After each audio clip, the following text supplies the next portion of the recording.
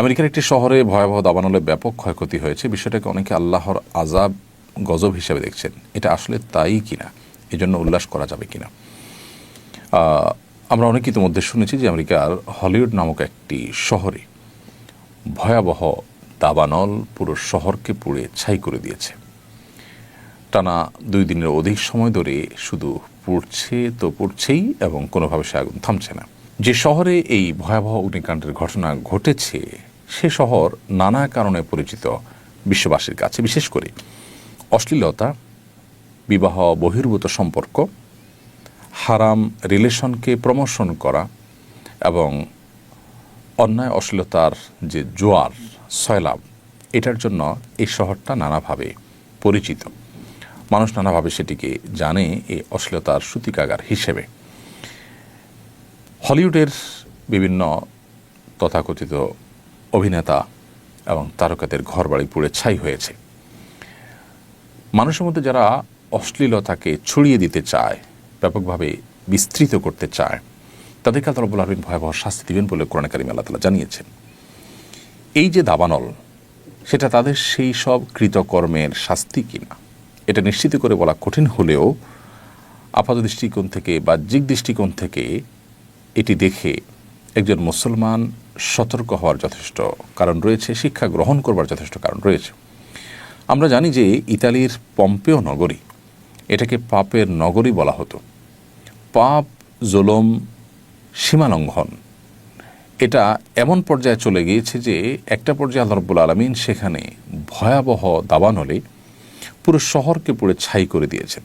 এখনও সেই কয়লা হয়ে যাওয়া শহরটি ওইভাবে কয়লা অবস্থাতেই বিশ্ববাসীর কাছে এখনও দৃষ্টান্ত হিসাবে, শিক্ষা গ্রহণের উপাদান হিসেবে এখনও টিকে আছে। হলিউডের এই যে আগুন, এই আগুন সেরকমই কোনো শিক্ষাদায়ক, সেরকমই কোনো অ্যালার্মিং কোনো বিষয়, কোনো ঘটনা হওয়াটা মোটেও অস্বাভাবিক নয়। একজন ইমানদার এখান থেকে শিক্ষা গ্রহণ করবে, উল্লাস নয়, বরং এখান থেকে শিক্ষা গ্রহণ করাটাই হতো আমাদের কর্তব্য, যে আমরা আল্লাহর অবাধ্যতার পথে যাওয়া, হারাম বা অন্যায়ের পথে যাওয়া থেকে আমরা বিরত থাকবো। আমরা যদি আল্লাহর অবাধ্যতার পথে যাই, আল্লাহ রাব্বুল আলামিন ছাড় দেন, কিন্তু একটা সময় আল্লাহ তাআলা পাকড়াও করেন। আল্লাহ সুবহানাহু ওয়া তাআলা ছাড় পেতে পেতে একটা সময় আমাদের কাছে মনে হয় যে না, আল্লাহ বোধহয় আমাদেরকে আর পাকড়াও করছেন না, কিন্তু একটা সময় ঠিকই আল্লাহ সুবহানাহু ওয়া তাআলা ধরেন এবং পাকড়াও করেন। এই বিষয়টি পৃথিবীতে বারবার বিভিন্ন সময় ঘটে, আমাদের ব্যক্তিগত জীবনের সময় ঘটে, যে আল্লাহ সুবহানাহু ওয়া তাআলা আমাদেরকে অ্যালার্ম দিচ্ছেন, সতর্ক করছেন, বা আমাদের কোনো পাপের জন্য আল্লাহ রাব্বুল আলামিন দুনিয়াতে নগদ শাস্তি দিচ্ছেন। আমরা খুব কম মানুষের শিক্ষা গ্রহণ করি, এই জন্য আমাদের শিক্ষাটা এখান থেকে গ্রহণ করা উচিত।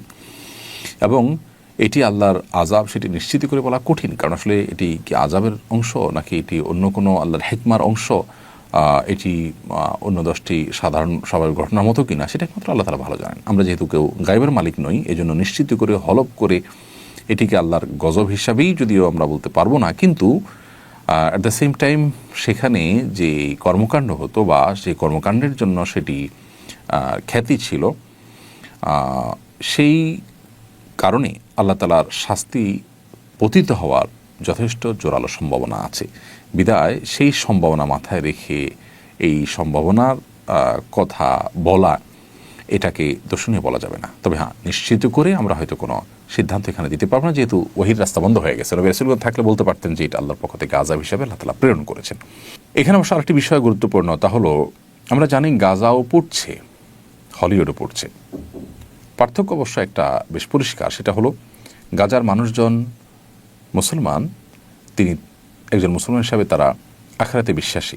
দুনিয়া যদি পড়েও যায় মুসলমানের, তারপর তার আখিরাতের অনন্ত অসীমকালের যে যাত্রা, সেখানকার সুখ এবং জান্নাত থাকলেই তার এই পুড়ে যাওয়াতে তার জন্য তেমন কোনো ভয়াবহ বিপদের কারণ বা ক্ষতির কারণ ব্যাপারটা সেরকম নয়।